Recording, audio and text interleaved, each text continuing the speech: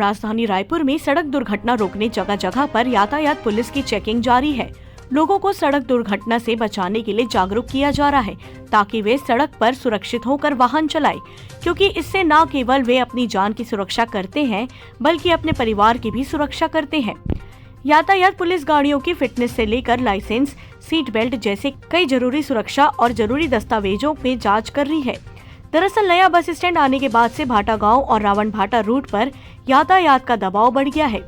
National highway होने की वजह से दूसरे राज्य की भी गाड़ियां गुजर रही है।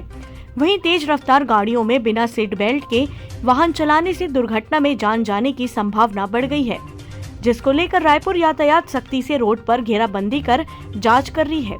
इसी कड़ी में बीते कल राजधानी में 228 चालान हुए हैं। सुरक्षित जीवन के लिए 4 पहिया वाहन चलाते समय सीट बेल्ट लगाना जरूरी है।